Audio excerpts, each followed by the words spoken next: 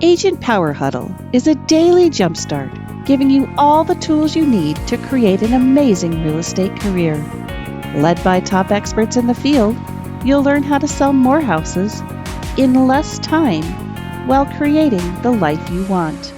Welcome to the Agent Power Huddle. Good morning. I like there's 12 people on here for the first call that I'm hosting of 2024. So happy New Year. How's it going? Did y'all have a good holiday season? Good New Year? Yeah? Okay, cool.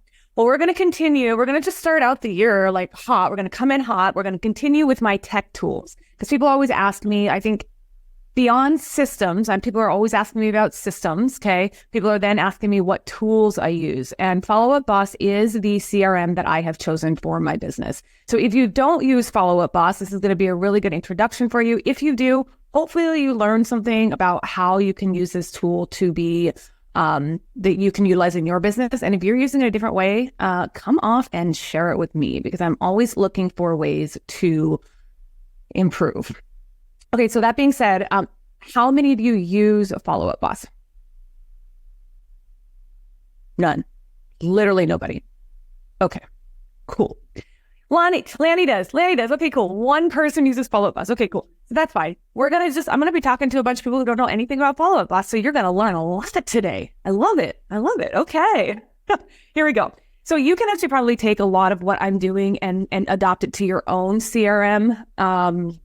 I know some people use KB4, some people use Chime, actually Lofty. I know some people there's some other CRMs out there. I've used multiple CRMs. So I have used Referral Maker, which is Brian Buffini's.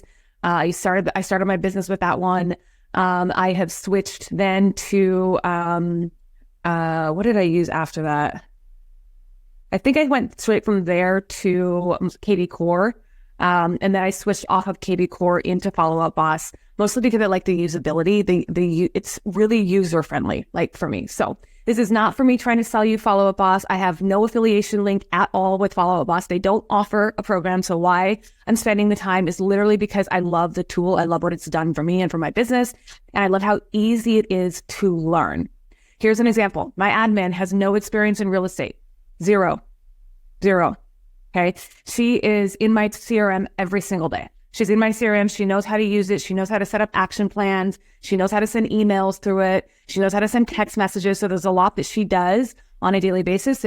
So if you have someone who is new to real estate, that's why I think this is a great tool because it's easy for people who are no experience and people who have a lot of experience. So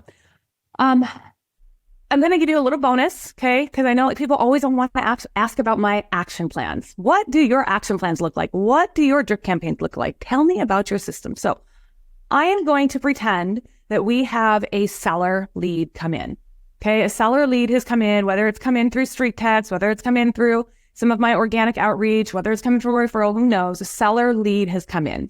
And the seller has now booked a listing appointment, okay? So that's where we're at. We're all clear on the stage? Just because it's a lot easier for me to set the stage and be like jumping around, be like, what is what I do here? Okay. So this is what it looks like for me when a listing appointment is booked. Okay.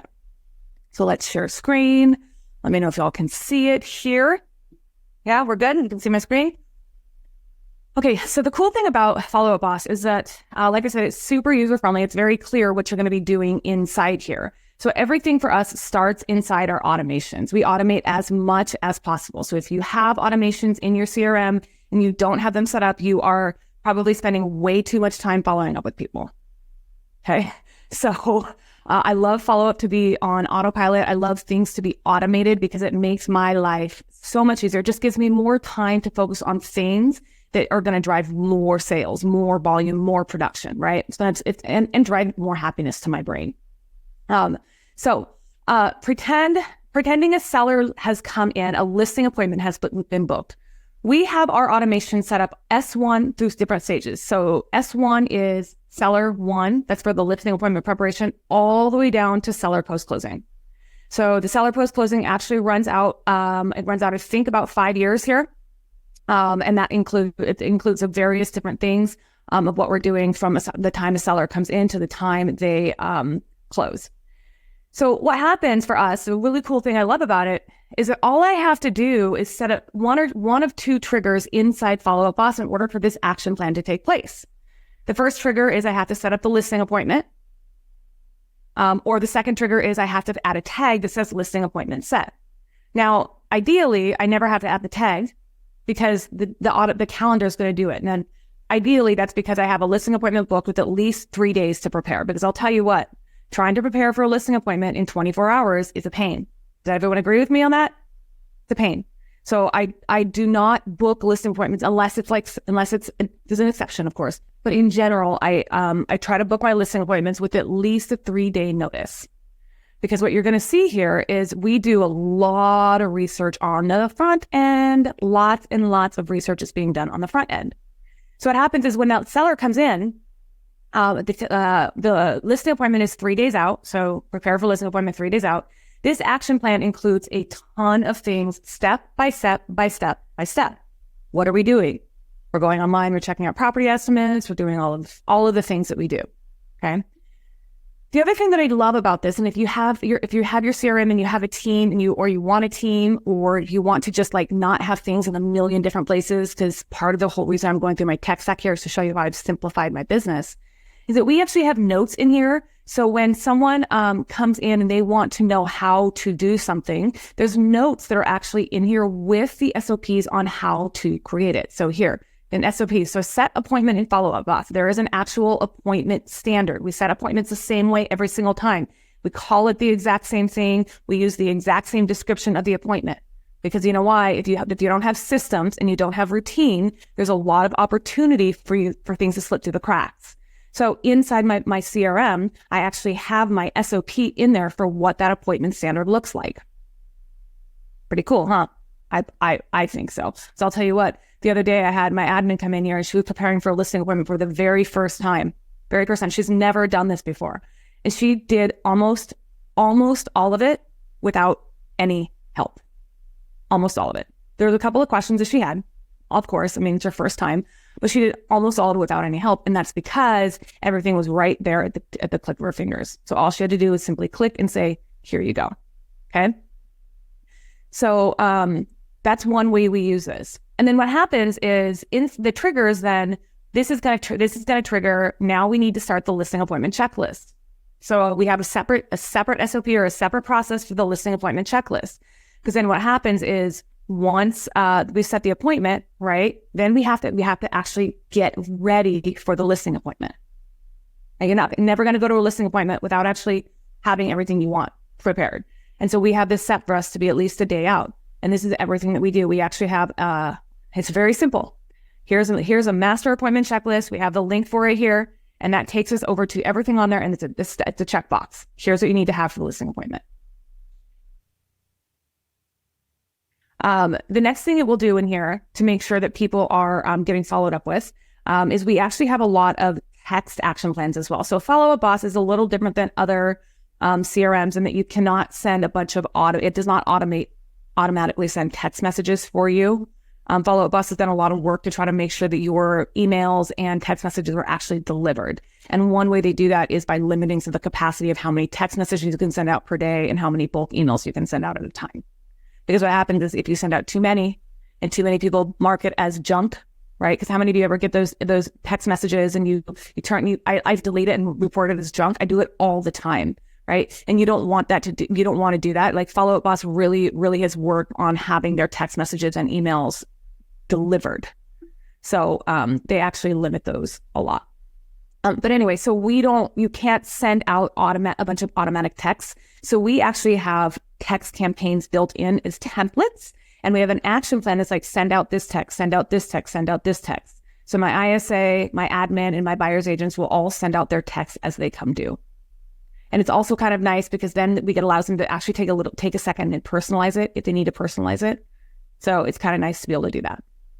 So that's one way that we use FollowUpBoss to make sure that we're taking people from the listing appointment all the way through to the post closing. Let me show you what we do for a buyer. It's very similar. Steve, do you have a question about that? Yeah. So when you set up all your seller stuff. Did you get that from somewhere, or is that something that you said, okay, this is what I do, and I got to do this, this, this, and this. It's just what I do. It's my process. Yeah. So it's the process that I've done. I mean, yeah, of course, I've learned some things over time, right? We all learn, we all pick up tips and whatnot. And I've just learned, like, most of you know who I am, and you know that I'm super into data and analytics and understanding what your business is telling you, right? Like, if that's a surprise to you, I'm sorry, okay? Because that's, like, I talk about that all the time. So what I've done over the years is I've taken, like, what did I do for this listing appointment? The listing appointments that I get, cool, what did I do, right? And I write it down. I journal everything. Like, here's what I did. When I miss a listing appointment, this is what I did, or this is what I didn't do. So I can always catch and see where those misses are. And that's allowed me to have a process that's consistent, that allows me to ensure that when I'm actually going to a listing appointment, okay, I say appointment in quotes for a reason, I'll tell you in a second, but it allows me when I'm actually going to a listing appointment to make sure that I'm going to get the appointment. And if I don't get it, it's because it wasn't a match, but it's not because I missed something in the process, right? Because the worst thing is like, oh shoot, I didn't do this, right? I didn't do this. And would that have made the appointment? I don't know, but I can tell you that I did it for 20 other people and I got the appointment, or I got the listing. So I don't know if that would have made it or break it, but now I know that I'm doing it right every single time. And also, it helps to teach other agents. So when I have other agents who want to know how to get more listings or how to ensure they're converting more listings, I can easily show them, hey, here's my process. Make sense? So it's a lot. It's pretty cool. So let me kind of show you what we do for buyers. It's very similar, but for buyers, what we do is we have our automations, and they're called B1 through B3, buyer active. So of course, a buyer becomes active once they've actually signed a buyer's agency agreement. And what we actually have a couple of automations in here that include sending a buyer a welcome card and a seller a welcome card. So if you guys have AM cards, you can automatically integrate it with FollowUpBoss, and you can put people on drip campaigns through FollowUpBoss. And you can also have templates set up in FollowUpBoss. So it's literally the click of a button. You can send someone a handwritten note. So it's really freaking cool. And that's part of what we do. So for buyers, we bring them in, we stage them. We have a bunch of notes in here that we mark because I want to see, right? Like, here's your Google Drive link. Have you guys all watched my Google Drive presentation when I talked about how I use Google Drive to communicate with my clients, right? Yeah, anybody need me to refresh you on that? Okay, so I'll refresh you real quick. Every single one of my clients gets a private Google Drive. And what happens is, on the onboarding process, buyer or seller, on the onboarding process, and we do have an onboarding process. We don't just say, okay, we're going to meet you at this hall and show you that. That's not how it works. We have an actual onboarding process, and that onboarding process is preferred to be in person. But if they can't meet in person, because sometimes people are really busy, it happens, we do a Zoom call. But during that onboarding process or during that call, we're educating them, telling them like, hey, here's what you're getting. Here's what we're going to set you up with. Now, you have your own private Google Drive. So you should just bookmark this Google Drive, and we will even sometimes like make a short link with it with like a bit.ly with their name, right? So it's even easier. It'd be like alexmayer.com or whatever you want to do, right? It makes them think they have their own private website. It's pretty freaking cool. But then they bookmark it. And so every time we have anything, whether it be some homes that they liked, notes on homes that they liked, offers that we wrote, rejections, acceptances, contracts, all of those all go into one file.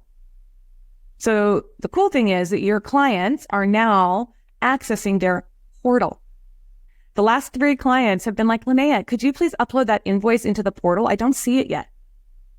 And I'm like, oh, shoot, I forgot. I didn't upload that invoice into your portal. But it's been awesome because I haven't had to do, like, it eliminates email back and forth, attachment issues, like trying to scroll through all the emails to see where that document was attached. It's awesome. It just all goes into Google Drive. Like prelim titles, there's always like 6 or 7 different copies of prelim titles, right? So, and then final title, there's like so many different copies of titles. We have every single copy in there, and we have them labeled with like a little description of what it is. So even those have a naming standard.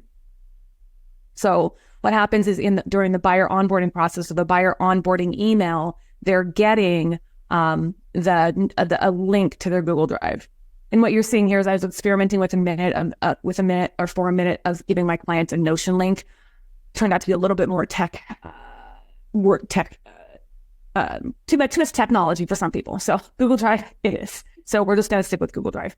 So what happens is then there is a buyer welcome email that is an automated email that gets sent out. And that email, I'm sorry, it's not an automated email, it's a task. But the welcome email has a link to their drive, of course. It also has an intake form. Okay, so how many of you guys have a really strong process for onboarding buyers and sellers for clients?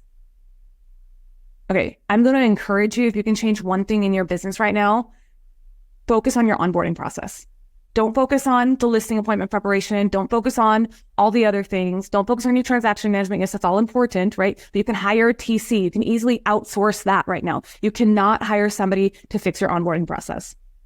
And the reason why an onboarding process is super, super important in your business and with your clients is because you want to create consistency, not just in what you do, but in the daily actions that your clients are getting. Because that way, you guys, we're in a bunch of real estate industry is in a bunch of legal battles right now.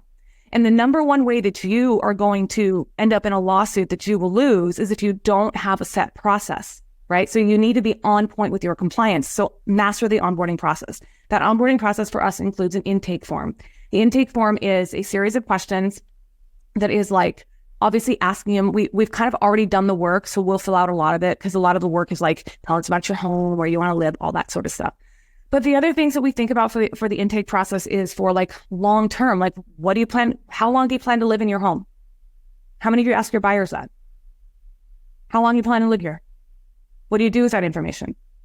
Put in your CRM and you think maybe, okay, but have you ever thought about maybe putting them on like a separate drip campaign for, hey, it's like 3 years out. And then like every 1 year they get this sort of like gift from you. 2 years, they get this gift. 3 years, they get this gift. And then at year 4, they said 5 to 7 years. Okay, well, now you're going to start selling them information about selling their home, right? It allows you to be a little bit more organized.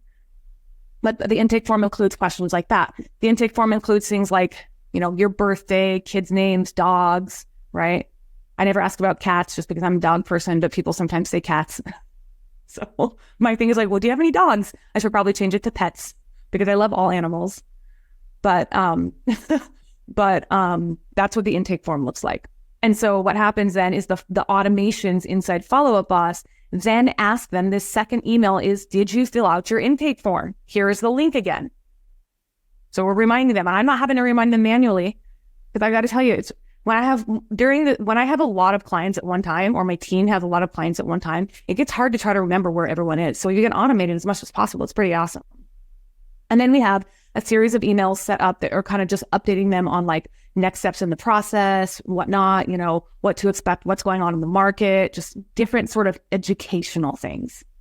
Because this particular phase, the active buyer is someone who has not yet found a home. They're on the market shopping. And some of us, myself included, have buyers who are waiting, or they look and then they stop, and then they look and then they stop, and then they look and then they stop, right? We all have those buyers.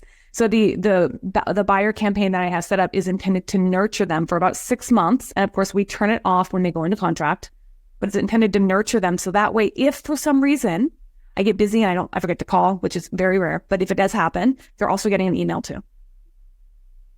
So the next thing of it that we do as far as like the buyer process is we have our B2, which is our buyer pending, and that's more of the transaction management process.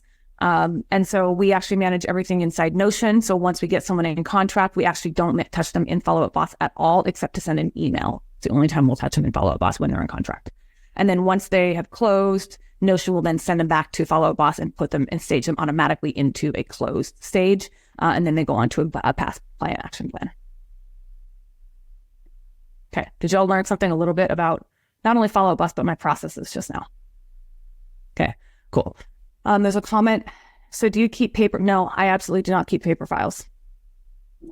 2 reasons. A, I work at home and my office is full of too much paper as it is. B, my central office keeps it at EXP, so they have everything there. But then C, like there's just no reason to keep paper. So no, I don't keep paper files.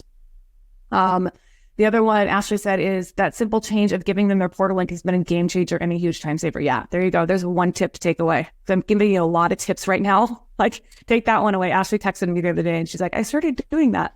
It makes a big difference, you guys.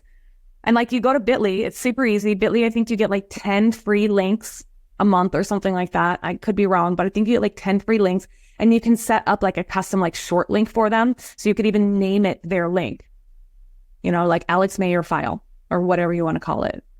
And then it's like less of a link. It's more of like very custom. You guys are we're all I think most of us are digital marketers, right? Like we want to be we're very tech savvy people. So that's a really cool way. And a lot of your clients right now, I mean, we have some downsides, but a lot of the buyers right now, you got your millennials, we even got Gen Zs that are buying right now. These Gen Zs, like they're so tech savvy, you guys. Whew. I'm like, what are you guys doing over there? Yeah. So, like just think about that as a way to kind of like elevate yourself. And, of the 40 people that are on this call, maybe 3 of you are going to do that. And, there you go. So, yeah, there's not very many people that do it. Okay, so then Angel said, do you use Zapier to connect Notion and FollowUpBoss? Yes, I do. Yep. Notion goes to FollowUpBoss talks to Notion, which talks to FollowUpBoss, which talks to Google Drive, and blah, blah, blah, blah. Yeah, Zapier is my best friend, my best friend. Okay. So there's a couple of the ways some of the automations work. Now, the other way that we do, we use FollowUpBoss to help nurture business is through bulk email. So bulk email it's a little bit of a different thought process, right? So do you understand the difference between like bulk email and like drip campaigns? Does everyone get that? Okay, cool. Good. I like that. So we use bulk email through it. The limitation to FollowUpBoss is because is that they don't allow you to do like really funny emails. Or really funny emails. Like you can't do like fun, pretty emails. It's all like email, like just regular email. They did allow recently it's open like where you can do an HTML. So if you want to do like a newsletter, you have to integrate MailChimp with it, that sort of thing. So there are definitely some extra add-ons that you have to purchase with FollowUpBoss. But what we'll do is we'll use bulk email. I mostly like it for the analytics, not for the functionality, but for the analytics. So inside reporting, inside FollowUpBoss, we can go and register. So we have a event coming up. So we've actually pre-written all of our email campaigns. We're actually pre-scheduled, so we don't have to go in and send them. But it's really easy to see, like to see what emails serve me best. What am I getting the most unsubscribes from? Like people don't like this email. This one was too spammy, too salesy. I had 12 unsubscribes from this one. So we need to figure that out next time. This one is 10 unsubscribes. But if you think about it, it's like a 0% rate because I had 2,800 people that went to this. But this is why I like it mostly for the analytics. It's really easy to see what works and what doesn't. Like I can easily scroll through here and say, okay, in the last 30 days, we've sent out these emails. This one had, 100% open rate, which is, that's different, of course. These are for people who are in my coaching. So of course they're opening my emails. Thank you guys. Thank you, all of you who are here. Thank you for opening my emails. But then like, this is how you see, it's really easy to see like what works and what doesn't. So what we do is we go through every quarter and we start to analyze within our bulk emails what worked, but also within our actual email templates. We start to analyze what works and what doesn't. And that's when we start to make changes to some of our drip campaigns and our bulk emails. So I really like the analytics inside FollowUpBoss and the reporting. It's really easy to use. It's not super complicated and super convoluted. So that's where I'm at. So Mahmoud is asking why the emphasis on FollowUpBoss versus KV Core. You probably were not on the very beginning of the call when I talked about that. I don't like KV Core, to be super honest with you. I think it's great as an IDX site, but as a CRM, there's way too many things that prohibit KV Core from deliverability.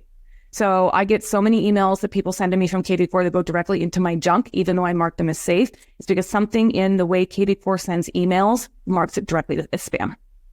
So that's why I stopped using FollowUpBoss or stopped using KV Core. And Bonnie's asking, are all those scripts in LadyBoss? How can I get the scripts? Those are mine, Bonnie. So if you want, you want to know a little bit more access to, you can go ahead and schedule some time on my calendar. Those are not Wendy's scripts. Those are mine. So there's that. Okay. Any questions on that? Because I know we talked about automations. We talked a little bit about email. There's so many more ways I use FollowUpBoss.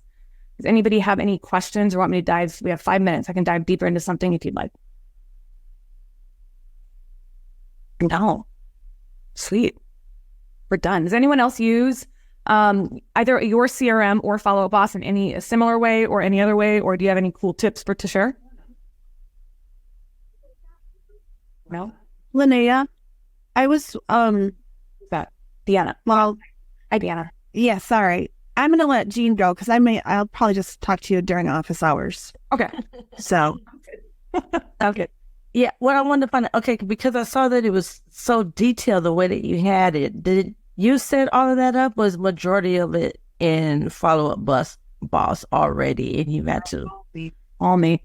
Wow. I am a process person. I love systems. And the thing that drives me nuts, like it literally, it's like, really, it's kind of interesting because my disc profile, I'm a very high DI, but my C is right up here. I have like very little S, which means I'm a huge risk taker. I move really fast. It's very normal. So, but my C will take over if something is not clearly laid out for me. So I went in and I had to be like, okay, what makes sense? S1, so stage 1, seller 2, seller 3, seller 4. There's different stages of sellers, different stages of buyers. So I did that all myself. And now I teach my admin how to do it because, it's a lot of work, but I kind of like it. It's kind of like, I can do it real quick. I can sit there for like a day and get like 15 or 16 different automations and action plans completely finished. So, if I spend a whole day doing that. Okay. Sarah M asked Notion. Sarah, I would request that you go back and watch my previous, training that I did on Notion. Milu can also add the, I don't know if you have the link, Milu, for that training that we did on Notion, or you can add the link into the Facebook group so you can go look at it in there. We also have a link, an affiliate link for Notion. If you want to look into that, that is there for you. Who do I use for text strips? I use FollowUpBoss for text strips, but I don't do it automatically. It's all very manual for us. So yeah, it does. So Matthew's asking that question. It does take a little extra time, but I prefer a very manual text process because sometimes the text message really doesn't make any sense. Sometimes it doesn't make sense. And sometimes I can catch where some problems are. But you can, with FollowUpBoss, you can add 2 integrations to it, Texting Betty and Lead Engage. I tried Lead Engage before, but the texts were just like, I don't know. It just felt really spammy to me. It feels kind of spammy. Just send out like automated text messages. So there's that. Mila, could you also put the link to the Facebook group? It looks like people are asking for that. yeah, sorry. I was thinking. You cannot you can integrate ManyChat into FollowUpBoss through Zapier, and we have ManyChat also integrated into FollowUpBoss. But the way my ManyChat stack works, it goes ManyChat to usually my IDX feed or HomeBot, which then goes into FollowUpBoss. I also have HomeBot integrated with FollowUpBoss through Zapier. So anytime someone makes an update in HomeBot, or anytime there's some sort of issue in HomeBot, I actually have a task, an action plan that goes to set up in HomeBot for me. So the HomeBot integration is pretty awesome. Lisa, sorry if I'm saying it the wrong way. Facebook group. Okay, there we are.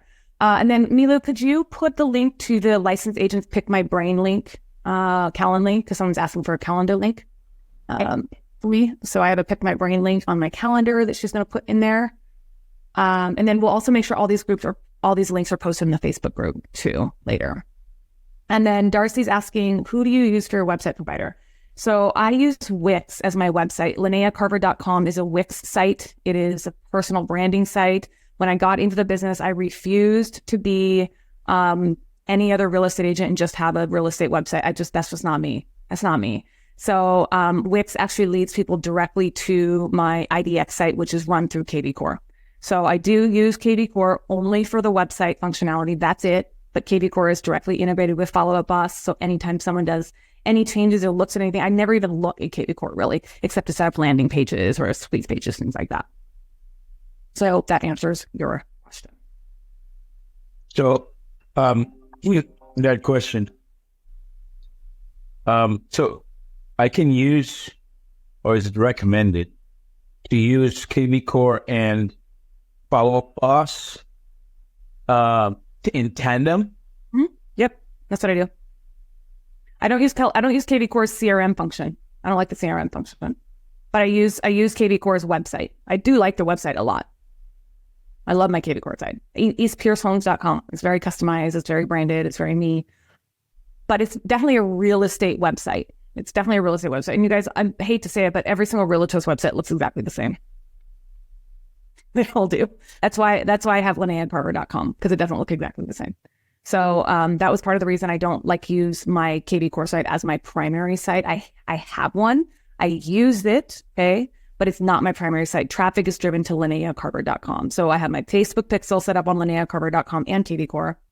I have my Google Analytics ID set up on KVCore and LyneaCarver.com. I also have separate sub pages inside LyneaCarver.com, which actually has separate pixel IDs in there. And so inside my Facebook Ads Manager, which is a totally different conversation, but inside my Facebook Ads Manager, I can actually go in and say which event I want Facebook ads to target based on what you do on LyneaCarver.com. So that's why I like it. It's a lot easier to target and retarget people on a website. So, okay, Sarah, you have to search. There's no link for recordings. You have to just go scroll through or go to videos. Like, we have all the past trainings are in the Facebook group. So maybe if Milu can do some digging and find the video. If you want to put your email address in the chat, then Milu can email that link to you directly. So put that in there, and then we'll see if Milu can find it for you, Sarah. Okay. Anything else? Okay, so a couple other things I got asked about is people want to know about ManyChat. Okay. Do you all want to know, has anyone used ManyChat? I know if you've gone through my coaching course, you have used ManyChat. If you don't, or if you're in my coaching course right now, you will learn how to use ManyChat, because it's one thing we use. So I will happily share a little bit about how I use ManyChat. We'll go through that next time. So please be prepared. We have an affiliate link. So if you are wanting to look into ManyChat, we will make sure that we share our affiliate link with you, so you can take a look at it. So, Milu, did you get all those email addresses? There's a few.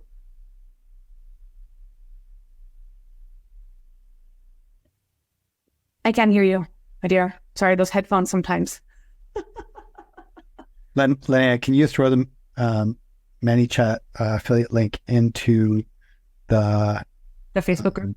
The Facebook group for this chat. So you just put it at the bottom. So if we want to just jump in and start working on it before next week. Yeah, I would like, that's what we'll do. We'll get you the link for ManyChat, the affiliate link. Because if you are wanting to look into it, I will strongly request, because I'm going to teach you, I'd really request that you use my affiliate link, because I'll tell you what, I really like the affiliate referral codes for ManyChat. So we'll get that for you. I don't know if we have it accessible right now, but we will post it in the Facebook group today, because we have to probably dig for that one. But okay.